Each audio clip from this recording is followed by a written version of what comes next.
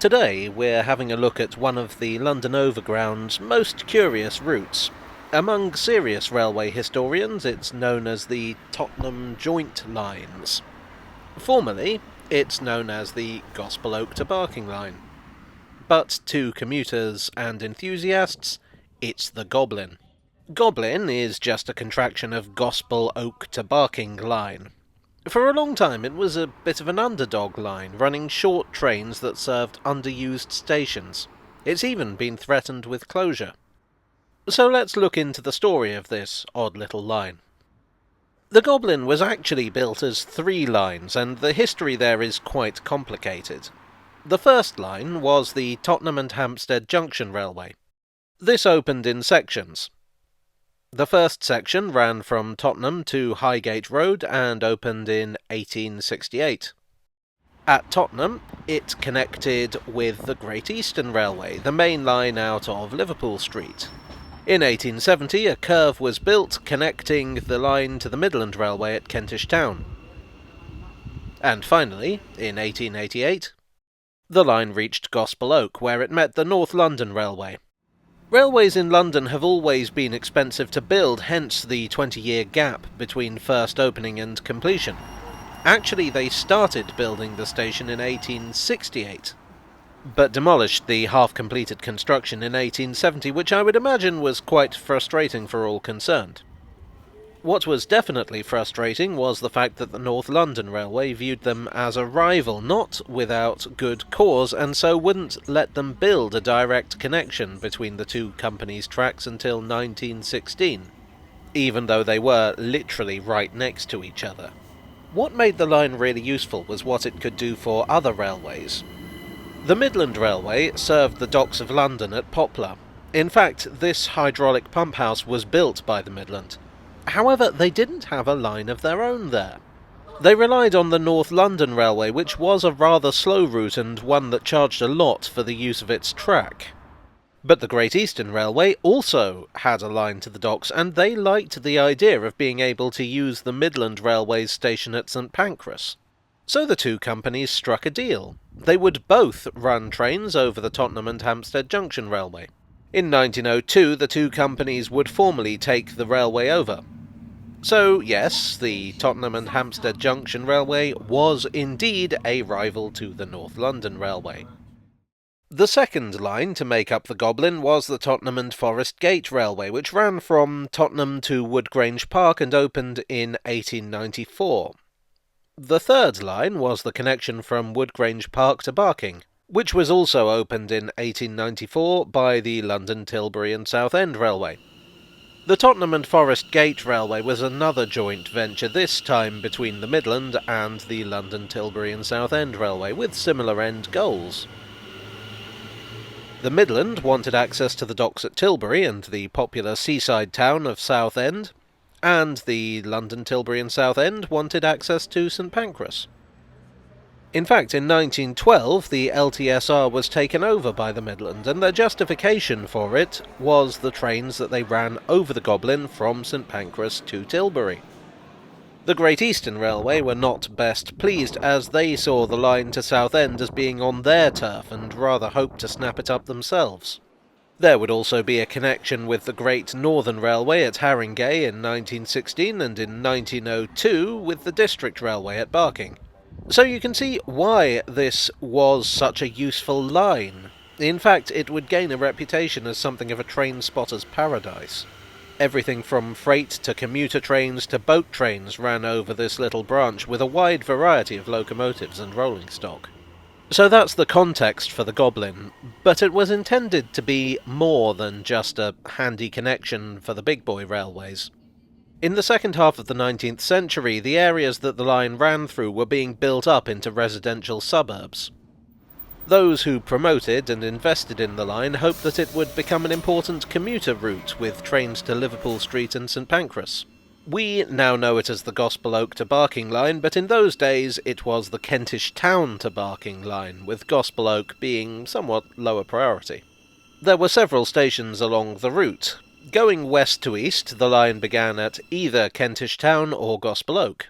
The next station was Highgate Road, although this was actually two stations, Highgate Road low level and high level. Then Junction Road, Upper Holloway, Hornsey Road, Crouch Hill, Haringey Green Lanes, St Anne's Road, South Tottenham, Black Horse Road. In those days Black Horse was two separate words and the station was on a different site. Then Walthamstow Queens Road, Leighton Midland Road, Leytonstone High Road, Wanstead Park, Woodgrange Park, and finally Barking. Although there was also a connection to East Ham until 1958. A few of the stations changed their names over the years to avoid confusion. For instance, Leytonstone High Road was just Leytonstone until 1949, by which time there was another Leytonstone station on the Central Line. But the Goblin never really met expectations. It couldn't compete with the more direct underground railways, the cheaper trams, or the more modern electrified commuter railways. As a result, the various companies that owned the line over the years tended to treat it as the poor relation. It was always last in the queue for modernisation. Stations were lit by gas into the 1940s, and mechanical semaphore signals were used into at least the 1990s. Old, no longer accurate signage and colour schemes from defunct owners were left in place. Several stations were closed. Highgate Road High Level went in 1915, Low Level in 1918. In 1926, Gospel Oak closed. St Anne's Road went in 1942. Hornsey Road and Junction Road both closed on the same day in 1943. It will probably come as no shock whatsoever to hear that the line was considered for closure under the infamous Beeching Report. But, like most lines in London, it was spared. Instead, a process of rationalisation was chosen. This is how transport ministers and railway executives say cutbacks. Station buildings were demolished, sold off, or simply abandoned. Trains were reduced to 2 or 3 coach diesel multiple units running once an hour. You can see the line's reduced status today in the form of half-derelict platforms and converted buildings.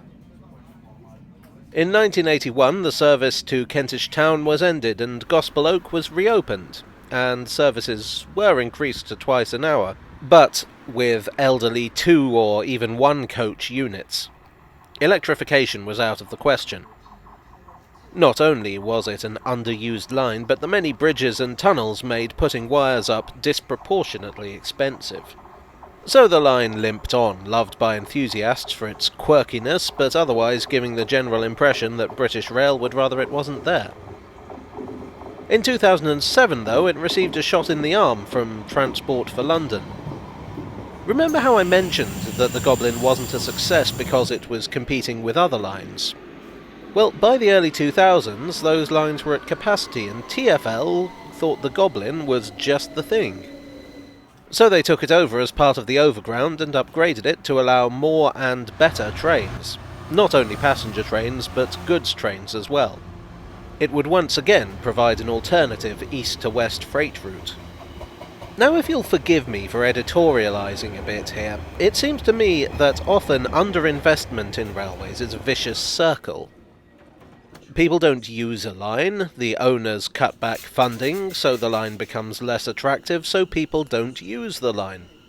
What the Goblin demonstrated is that if you give people a service they want to use, a service that's comfortable and convenient, they will use it. Within a decade of Overground taking over, passenger numbers were higher than the line could accommodate, and so another upgrade was needed. In 2018, at long last, TfL revisited the idea of electrification and decided that actually it was a pretty good idea.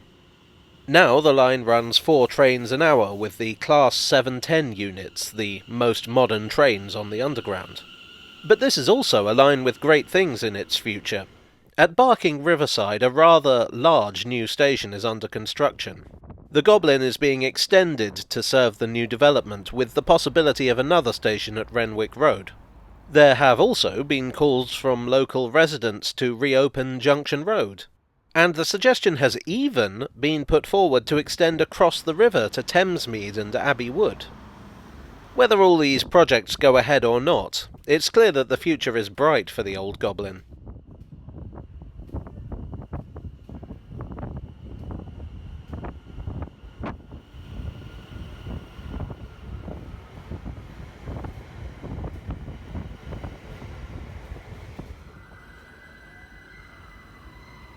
Hello there, I do hope you enjoyed today's sprightly video. If so, please do click the like button and consider subscribing for more.